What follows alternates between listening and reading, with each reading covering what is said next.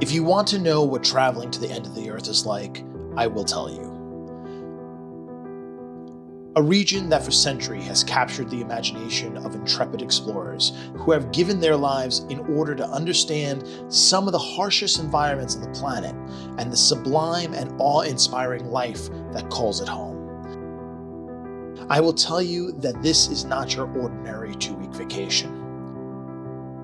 As David Attenborough says, for many, the Arctic seems completely out of reach. Now, to me, that sounds like my kind of challenge.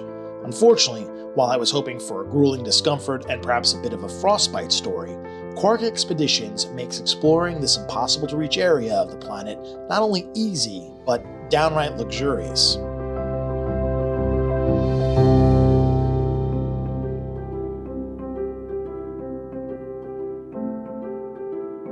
The empty regional airport sets the standard for a new first that's about to be had.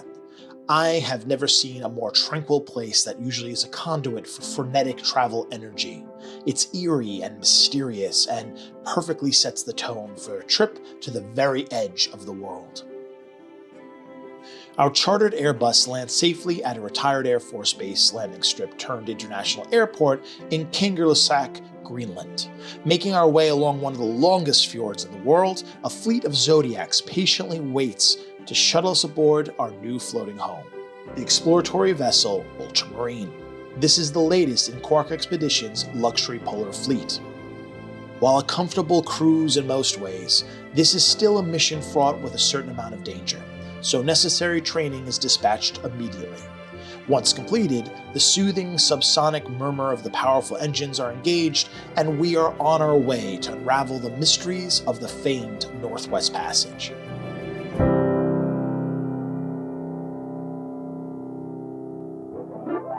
In such a harsh and unforgiving environment, nothing is more welcome than a beautifully appointed living quarter. These are not rooms, these are apartments, all beautifully furnished with opulent amenities that you would find only in the finest hotels.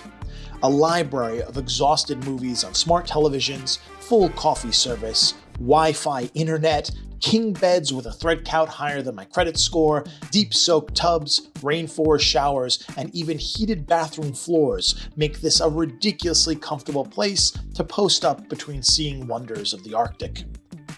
Paired perfectly is the white glove service of the hotel staff that, with a simple phone call, had 2 healthy tumblers of our favorite bourbon at the ready for a birthday embarkation toast. If you are able to extract yourself from the spa-like womb of your room, you will find the ship's other wonderful amenities, like the modern multimedia theater used for captivating talks, nightly recaps, and mission details. On the upper deck, you will find a full-scale gym with views that truly motivate. Aisles of treadmills, rowing machines, isometric and free weights all allow you to keep your daily routine while on top of the world.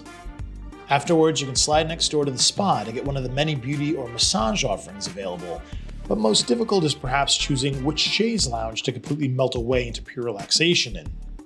While there are lovely showers and steam baths available, the palatial sauna became my obsession. It is not possible to fully describe the experience of watching a million-ton iceberg sail by through floor-to-ceiling windows as you sweat profusely in desert-like heat. Even seeing these images now, I find it hard to believe that such a place even exists. A sunlit golden porthole into the frozen tundra where you melt away in your own personal furnace. Sublime.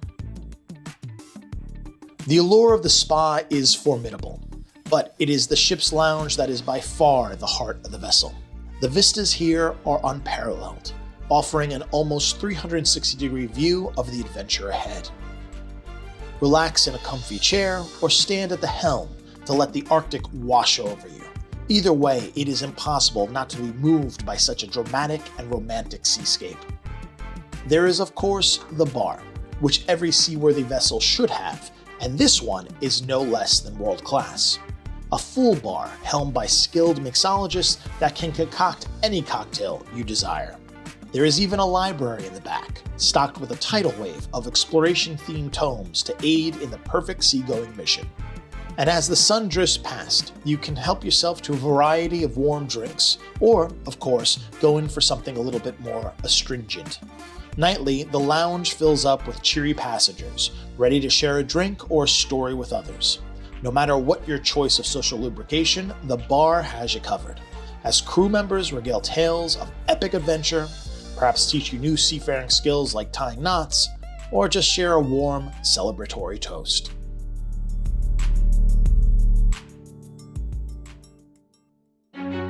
A 2-week expedition could feel a bit stagnant, especially if you find yourself eating the same thing daily.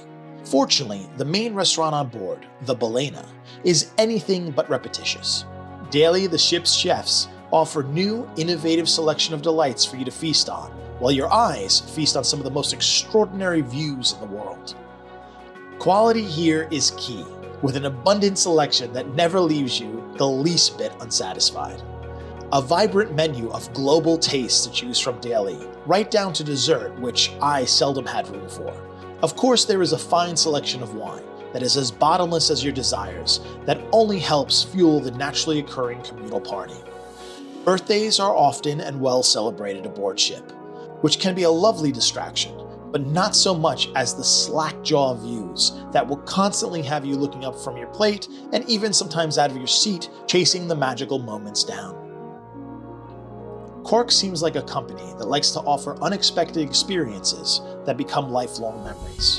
One of which is their tundra-to-table dinner that you can reserve outside of the main dining room. Here, resident local chefs Mickey and Peter craft a unique dining experience using only locally sourced product from nearby Arctic villages.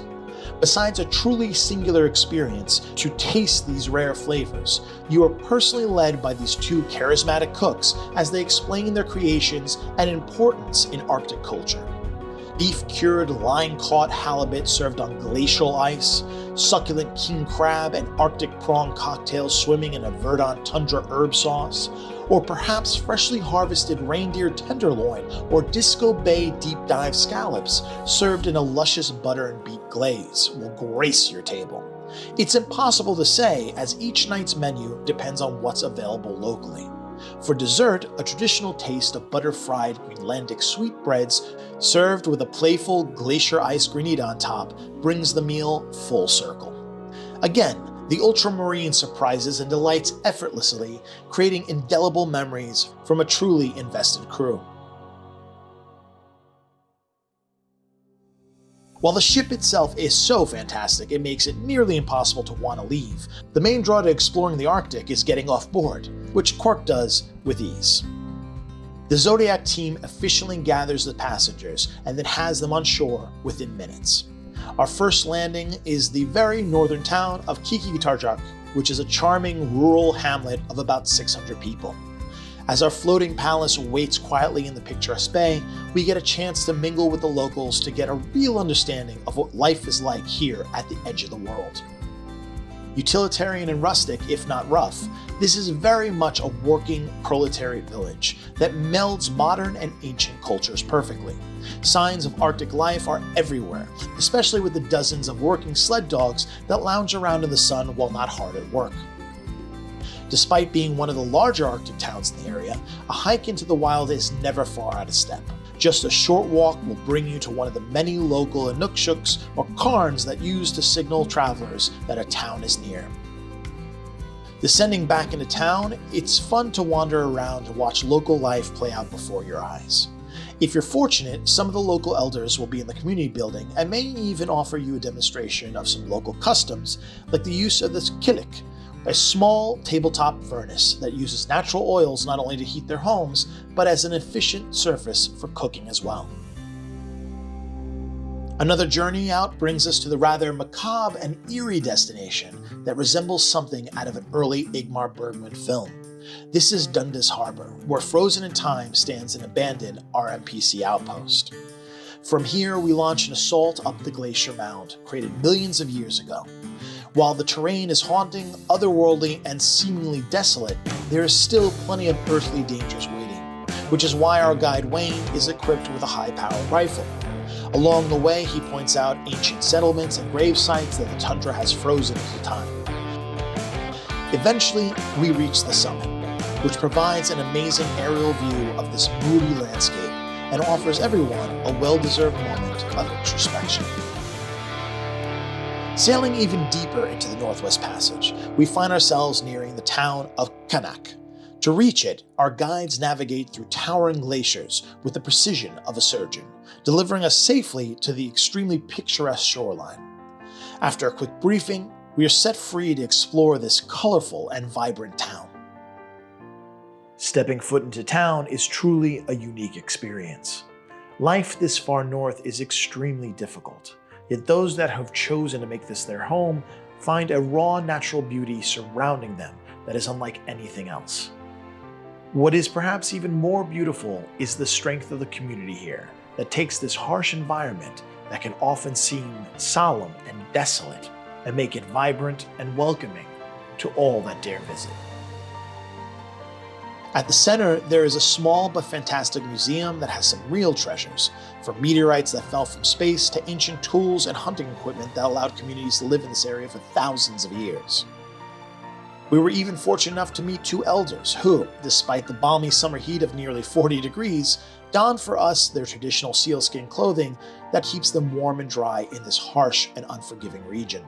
The entire time, working animals howl and chatter through the village, and some of their newest members will even come up to you and let you give them Arctic belly rubs, something that brings a smile to even locals' faces. While you can choose to just relax on a bench to take it all in, the more athletically inclined can opt for a vigorous hike to the vantage point above town. While most employ a slow and steady locomotion over this amazingly rough, rocky terrain, others, who perhaps had too much coffee aboard ship, can run at full gait to our ultimate destination. Here, high above town, we find another cairn offering a fantastic spot for introspection or a postcard picture. In fact, no matter which direction you turn your gaze or point your lens, you are guaranteed an awe-inspiring vista that will leave you sightseeing drunk. Returning to the docks, we regroup and get a few final moments with this beautiful town. In many ways, it resembles any small town, save the fact that it's surrounded by huge icebergs and an amazingly harsh terrain, which makes this a truly special place filled with truly amazing people. As we begin our return to Greenland, we make a quick stop at Uummannaq. The sea here passionately pounds against our zodiacs as we attempt to navigate to port. With a helping hand from the landing team, we make our way ashore to explore a heritage house to see exactly how villagers lived in the past. It's a town of extremes and complicated contradictions that are forged out of the necessity that comes with such an unforgiving terrain. While the shore here can offer some amazing views and potent imagery, the highlands here are a definite draw to any explorer. Brightly pigmented mosses and lichen carpet the cold, dark rock landscape, offering a technicolor experience that's hard to wrap your mind around. As we trek in the shadow of Uummannaq Mountain, we find ourselves surrounded by an overwhelming volume of unexplored terrain that is so beautiful it can inspire some to freely express their joy in dance and movement. Somehow, no matter how far we roam, the skilled Quark team shepherds us safely back to shore to once again return to our floating castle in the sea. As we slice down the west coast of Greenland, we are greeted by many amazing colorful villages that defiantly rise out of the bleak terrain in an explosion of primary colors. One of which is named Ilulissat, and it's a fantastic pit stop where you can visit local museums or do some local shopping. We, however, chose to explore the culinary treats this town is famous for. With a cold beer in hand, we feasted on local pink shrimps and the granddaddy of them all, the Arctic king crab, who, after a serious dousing of butter and lemon, was administered liberally in the form of tender, flavorful morsels. A battle ensued, where we pillaged every possible last buttery bite of this amazing creature, leaving nothing behind but a shamble of shells.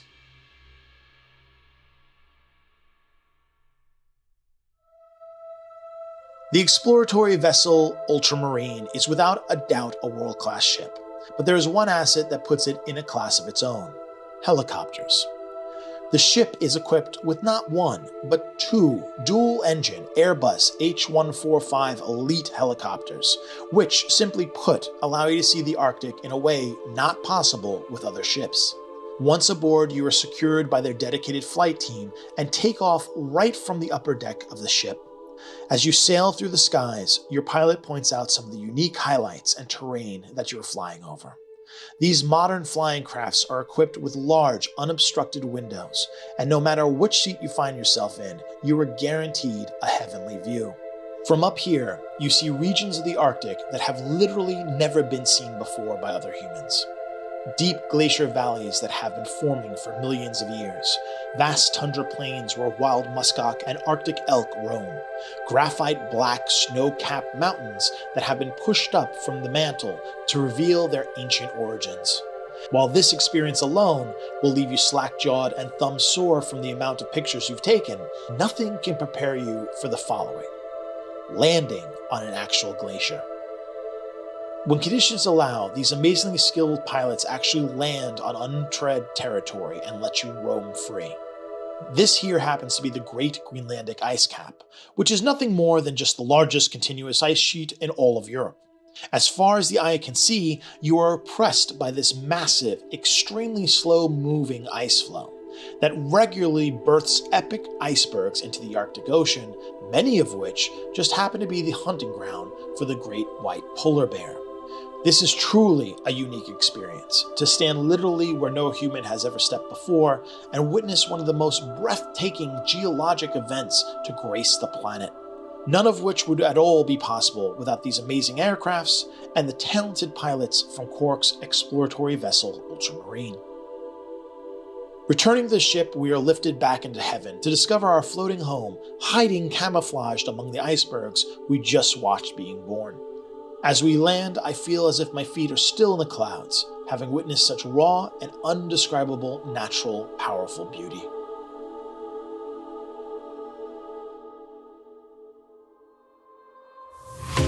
One unique event that will surely snap you back to your senses is something that you're either extremely excited for, or you'll be hiding locked in your cabin from. This, of course, is the infamous polar plunge, where, when conditions allow, is offered to any guest on the ship to experience. This is your chance to dive into some of the coldest water on the planet at a positively frigid -2 degrees Celsius. If you could experience diving into, say, pure electricity, you'd have some sort of idea what this is like. And while overwhelming and intense, the feeling after is nothing less than life-affirming. Positively glowing from the adrenaline coursing through your veins, you're given a very welcome shot of vodka to soothe your soul, along with a commemorative patch declaring that you had the sand to jump into the Arctic Ocean to experience this wondrous place without really anything between you and its raw beauty.